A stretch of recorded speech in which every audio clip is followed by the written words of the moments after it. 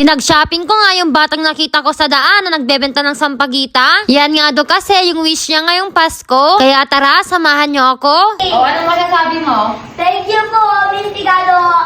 I-follow niyo po siya sa lahat ng vlog niya. At maganda po ngayong araw ko dahil nakilala kita. Hi guys, it's me, your Ilocana girl, Miss Igado.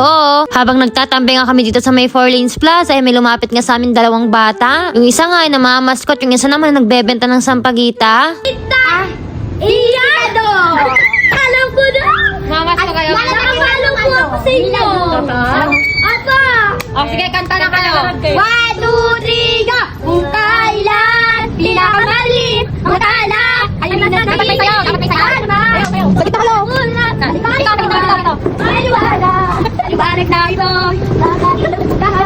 na hindi natanto pusong ka sa hihit ng maghahakap nahihilo sa lahat ng sugat dahil ikaw rock aking talaga.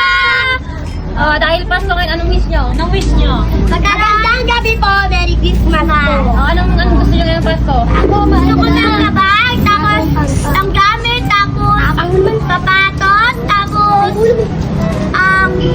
uniform, tapos po sana po, pinaka-wish ko po, sana po hindi po mahirapan si mama mga anak.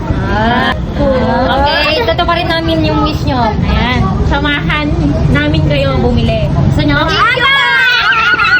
Tuwang-tuwa nga sila sa sinabi nga namin na bibilhan nga namin lahat ng mga wish nila. Tag-isa nga kami ni Miss Siniti Eya na bibigyan. On the way na nga kami ngayon sa may mall dito sa Santiago para nga bilhin yung mga gusto nila. Si Sophie nga ay napili nga nating tulungan ngayong araw. Tuwang-tuwa nga siya guys. Anong unahin natin? Bili tayo bag mo? Bag. Tara sa bag guys. Tara!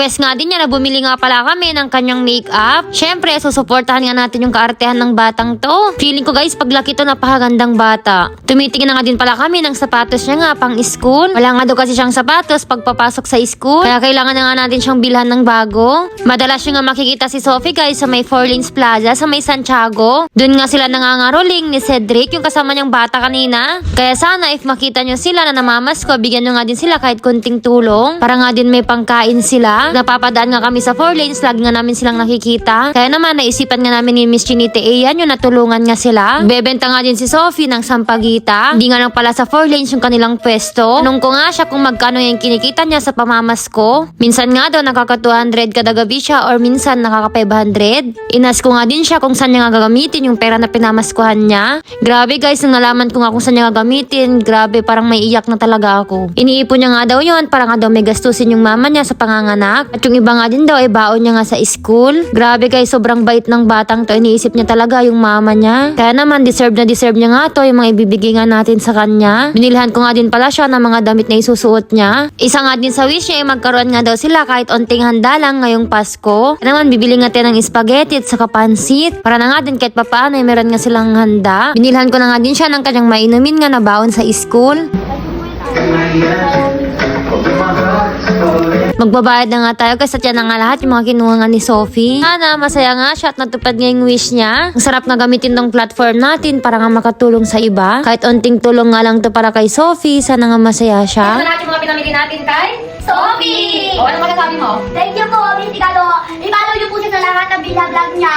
At maganda po ngayong araw ko dahil nakilala kita. Masaya ka ba? Opo, super saya. Natupad na yung yung wish. Christmas wish mo. Thank you po,